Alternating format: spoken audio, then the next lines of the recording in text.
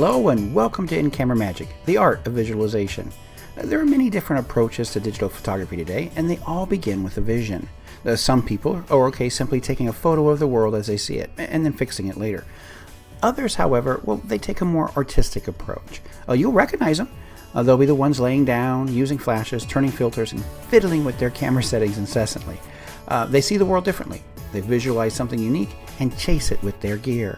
They think before they shoot. They put passion, skill, and emotion into their approach. And their images reflect it. These people love the act of photography, not just the pretty pictures part. They visualize the unique and make it happen right in their camera. Now, depending on the vision and how exciting it is, they may end up using more than just one flash. This photo, for example, took 4 to make happen. Now, since a manual flash is not expensive, it's really not that big of a deal for an artist wanting a bit of creative freedom.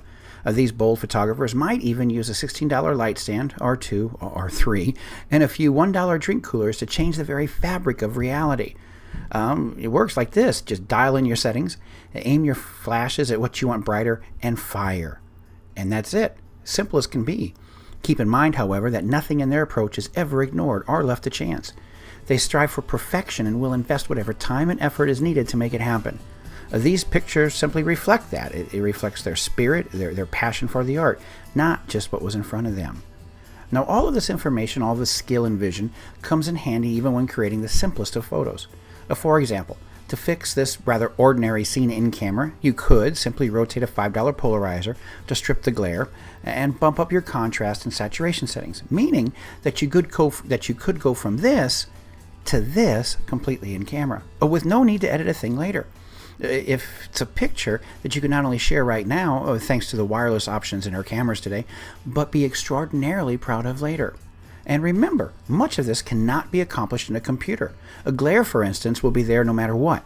Turn your inexpensive polarizer, however, and be in full manual control of your equipment, and guess what? In-camera magic without a lick of post-processing. Isn't that simply awesome?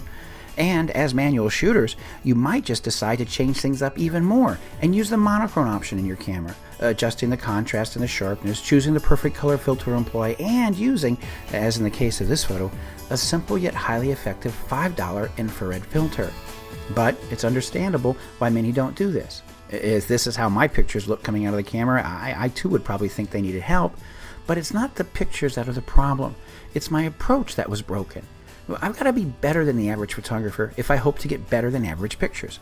So let's walk through this image and take it one step at a time.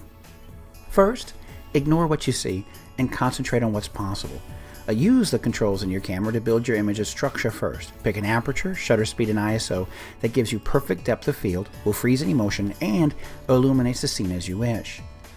Then use your polarizer to strip the glare. Take an aggressive stance with your internal camera settings, changing the contrast, saturation, and sharpening appropriately, and what you get is this.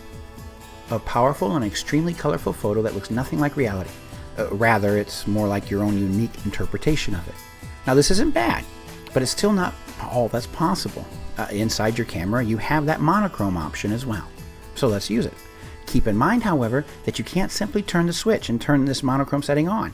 It's going to take a bit more work. If you don't understand what all of your in-camera black and white options afford, of which there are many, and you simply shot the picture in monochrome, well, your picture would look like this.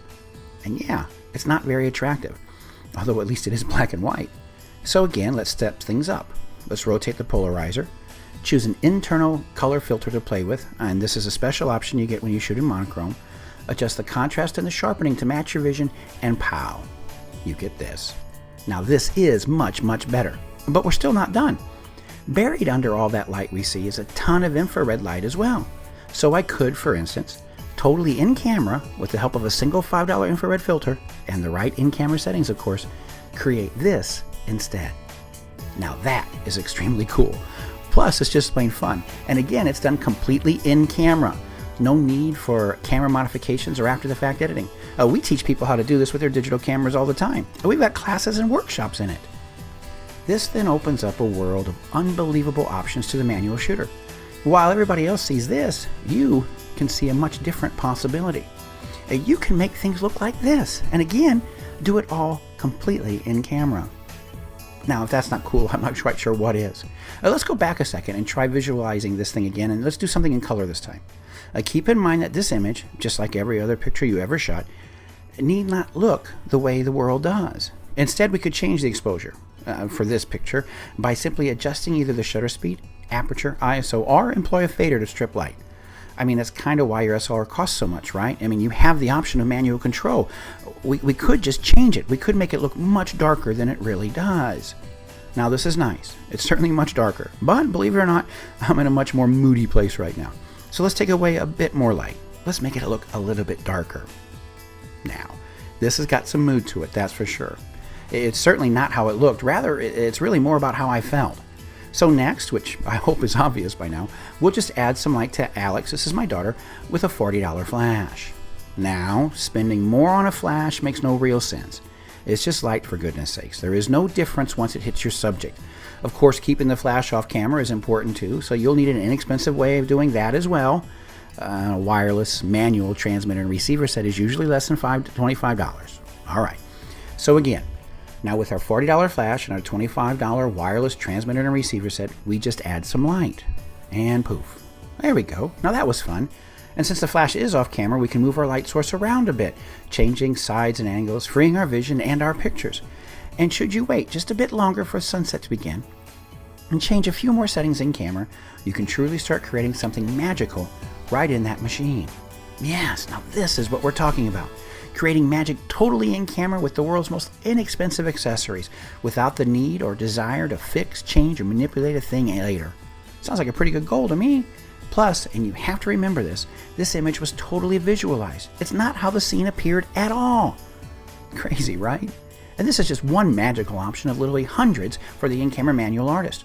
The more experience and skill you possess, the more amazing your photos will be. That's how real art works. But let's push this a bit further. Here are a few dead or dying flowers. Now, most people would never bother taking a picture of them. Well, it's kind of sad. But it's not the flowers I'm interested in here. It's the possibilities. For instance, you can see 3 $40 flashes here with 3 $5 oatmeal can spotlights attached. Yes, they are just oatmeal cans. Let's start by eliminating the light with the aperture and shutter speed and illuminating our subject with our 3 flashes. If we did all that, we get this. All right, that's fun, and it most certainly doesn't resemble reality. But let's add to this mixture yet again. Look to the left of the plants. Did you notice that I had a water hose with a sprinkler head attached? Now, what do you think would happen? Now, come on, visualize it with me. If I were to shoot that image again and this time turn the water on. Yeah, that's it. Now, what if I moved in a little closer, change a few more settings? Hey, now you're catching on. Limitless creative potential with the most inexpensive gear possible. Now, how is that a bad thing? You've just got to learn to ignore reality and start creating the magic with your camera and not the computer. Take this late night boats on the water shot as an example. I chose the proper aperture, shutter speed, and ISO to create the image's structure. I set my camera on a $50 tripod to stop it from moving. Why buy a $300 tripod if a $50 one does the same thing? I dialed in the image's needed color and character, and then I shot. And well, if I didn't know how to do these things though, if I didn't know any of that manual stuff, then my image would probably look like this. And yes, that's a problem. I mean, even though I can put my camera on a tripod, the colors are all terrible. So let's change this. Since the scene under those man-made lights that you see is all amber, all I have to do really is change the white balance. And when you do that, you're just adding blue or amber to a picture. Since there's already a lot of amber, let's add some blue. Now there we go. That fixes things right away. And what this means, if you haven't guessed it, is that my images are as much reflections of my choices as they are the things in front of me. Make the right and best choices, and you don't have to spend a whole lot of time editing. Take a simple sunset photo, for instance. In this one, I added a lot of blue with my white balance to make it appear the way it does. My subject, however, is quite dark, so I'll add some light from my $40 flash.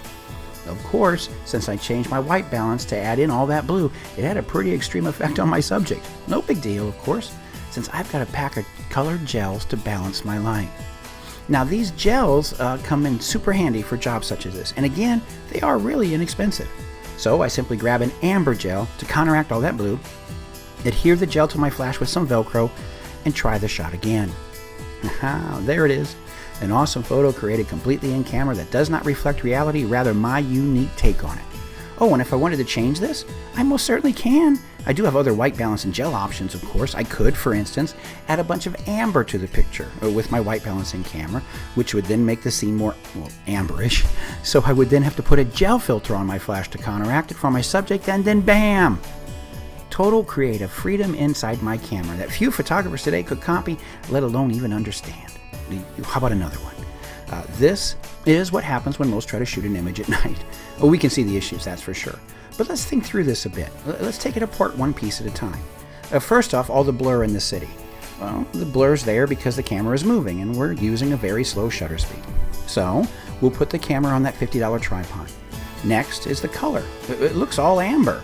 There's an easy fix for that. We simply change the white balance, adding blue to the image just as before. Next are the kids. Well, they're in the dark. So let's light them up with that $40 flash. But remember, they'll be blue because of the adjusted white balance. So take a moment and add an amber gel to the flash. Once we've got that done, once we visualize what we wanted, let's just make it all happen in the camera. Let's just click the shutter. And voila. Well, that's it. Nothing else. So if your nighttime in front of the skyline family portraits don't look like this, then it's time to change your approach.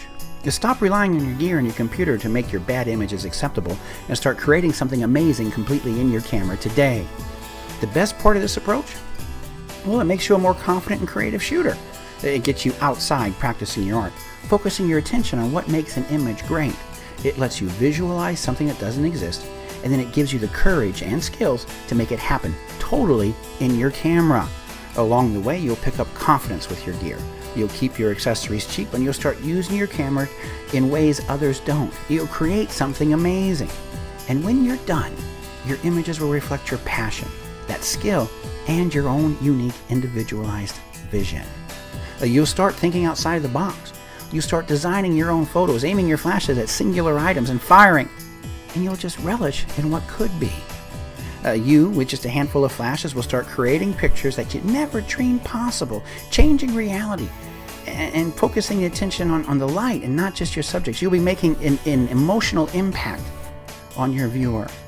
You'll push yourself and your gear to places few travel today. You'll learn to shoot at night. You'll learn to create amazing close-up and macro images. You'll be taking the group shots you've always dreamed of.